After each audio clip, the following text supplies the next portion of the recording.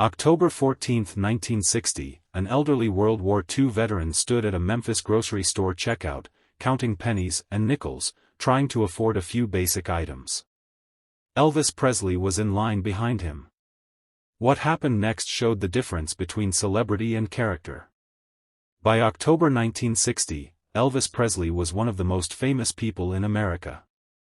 He just finished his army service and returned to civilian life. His movies were breaking box office records. His music dominated the charts. Everywhere he went, people recognized him, wanted autographs, wanted photographs, wanted a piece of him. But there was one place in Memphis where Elvis could be relatively normal, where people knew him but gave him space. A small neighborhood grocery store not far from Grace Ann that he'd been visiting since before he was famous. The staff knew him as the polite young man who always said please and thank you, who helped elderly customers reach items on high shelves, who never acted like he was too important to wait in line like everyone else. On this particular Friday evening, Elvis needed a few things for the weekend. Nothing major, just some basics. He'd thrown on jeans and a simple shirt, no attempt to disguise himself because in this store he didn't need to.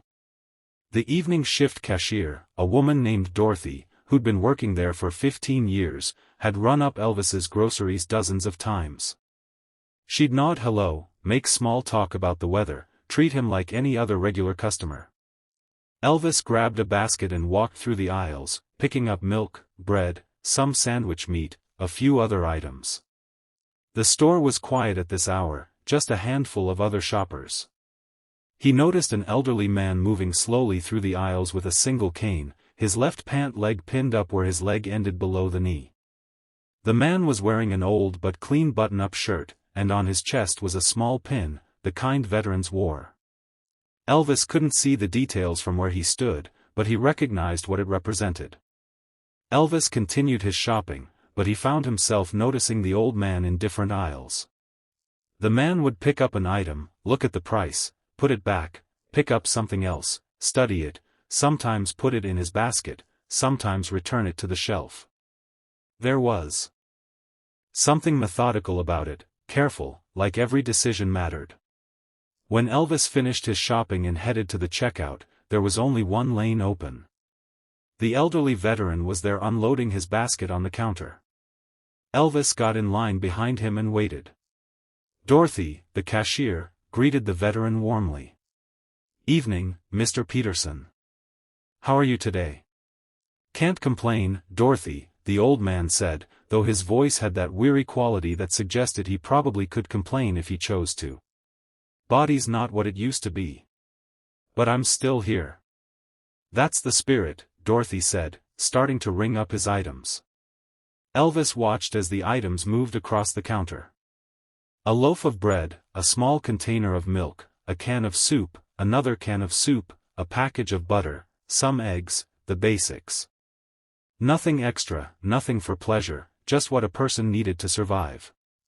When Dorothy finished scanning everything, she said, "That'll be $4.35, Mr. Peterson." The old man reached into his pocket and pulled out a small change purse, the kind that snapped closed. He opened it and began counting coins, pennies first, making small piles on the counter. Then nickels, then dimes. His hands shook slightly as he counted. Whether from age or nervousness, Elvis couldn't tell. Dorothy waited patiently. She'd seen this before, Elvis realized. This wasn't the first time Mr. Peterson had paid for groceries in coins. The old man counted carefully, his lips moving as he added up the totals. $3.80, $3.90, $4. He kept counting, kept adding to the pile. $410, $4.15, $420. He stopped. He recounted. He checked his change purse, turning it inside out. Empty. "I'm 15 cents short," Mr. Peterson said quietly. "That's all right," Dorothy said kindly. "Don't worry about it." "No," the old man said firmly, a note of pride in his voice. "I don't take charity. I'll just put something back." He looked at his small pile of groceries, trying to decide what he could live without. His hand hovered over the eggs, then moved to one of the soup cans. I don't need 2 cans. 1 will be enough. Elvis, standing behind him, had been taking all of this in. He'd seen the veteran pin on the man's chest. He'd seen the missing leg. He'd heard the pride in the man's voice when he said he didn't take charity. And he'd seen the resignation in the way Mr. Peterson reached for the soup can, accepting that he'd have less because that's what his limited resources required. Elvis reached forward and gently touched Dorothy's arm. When she looked at him, he shook his head slightly and mouthed, "I'll pay." Dorothy's eyes widened slightly, but she was professional enough not to make a scene. She gave Elvis a tiny nod. "Actually, Mr. Peterson," Dorothy said, "I just remembered we have a special on soup today. Buy 1, get 1 free, so this one doesn't count." Mr. Peterson looked at her suspiciously. "Since when?" "Just started," Dorothy said smoothly. "So, you've got 15 cents credit. You want to pick something else? Maybe some coffee? I know you like coffee." The old man's face showed confusion mixed with hope. "You sure about that sale?" "Positive," Dorothy said, looking him directly in the eye. Mr. Peterson's shoulders relaxed slightly. "Well, if there's a sale, I suppose I could use some coffee. Haven't had any in weeks. You go get yourself some coffee. I'll wait right here." The old man made his way slowly back into the store, his cane tapping against the linoleum floor. The moment he was out of earshot, Elvis stepped forward. "How much for all of it, including coffee?" Elvis asked quietly. "With the coffee, probably around $5, Dorothy said. Elvis pulled out his wallet and handed her a $20 bill. "Ring up my stuff separate. Give him his groceries and whatever change is left from the 20, tell him you miscalculated or the sale was better than you thought or whatever makes sense. And Dorothy, fill his basket. Whatever a man needs for a week of decent meals, add it to my bill." Dorothy looked at Elvis with tears forming in her eyes. "You're a good man, Elvis Presley." "He's the good man," Elvis said, nodding toward where Mr. Peterson was slowly making his way back with a small can of coffee. "He served our country. This is nothing compared to what he gave." Mr. Peterson returned with the coffee and placed it on the counter. Dorothy added it to the other items in the bag. "All right, Mr. Peterson, let me recalculate here," Dorothy said, making a show of adding things up.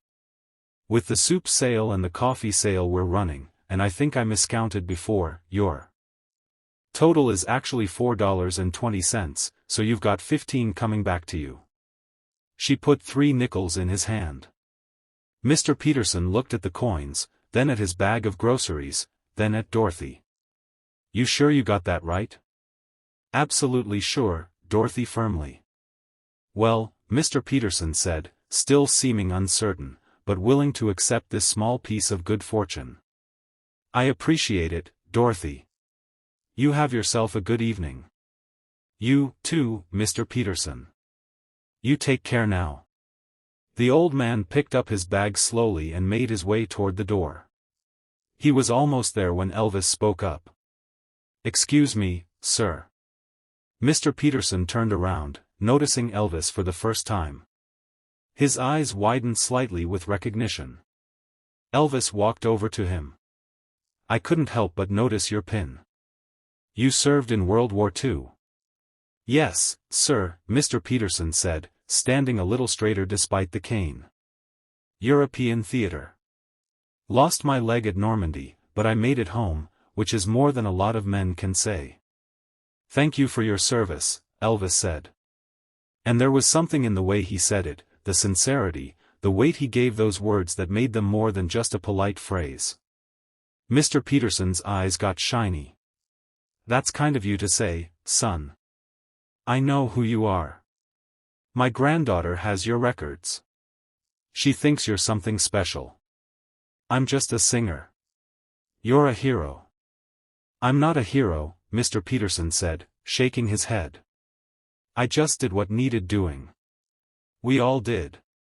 "That's exactly what makes you a hero," Elvis said. "Doing what needs doing, even when it's hard, even when it costs you something." The old man looked down at his missing leg, then back at Elvis. "Cost a lot of us something, but we were fighting for something worth fighting for. And people like me get to live free because of people like you." Elvis said. "I was in the army recently, just finished my service. Nothing like what you went through, but it gave me an appreciation for what service means." "You served?"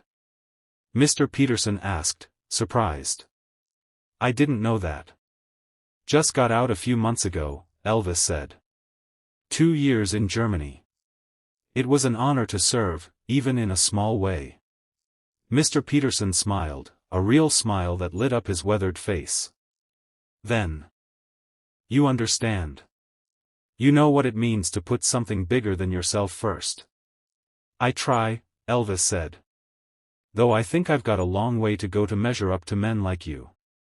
They talked for a few more minutes, just two men who'd worn the uniform, sharing that common experience. Then Mr. Peterson said he needed to get home before his groceries got warm, and Elvis helped him to the door. Elvis returned to the checkout where Dorothy had already started ringing up his items, but she'd added things he hadn't picked up. Packs of meat, vegetables, bread, soup, coffee, things a person needed for proper meals.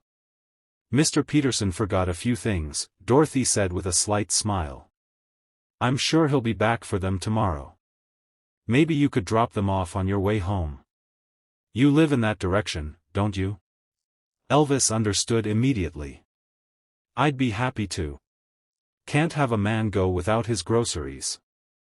The total came to considerably more than Elvis's original items. He paid without question, loading 2 full bags into his arms. As Elvis was leaving, Dorothy called out, "You know, I've been working retail for 15 years, seen all kinds of people, rich and poor, famous and regular. And I can tell you what makes a person good has nothing to do with how much money they have or how many people know their name. It's what they do when nobody's watching." "Except you were watching," Elvis said with a slight smile. "Maybe so," Dorothy said.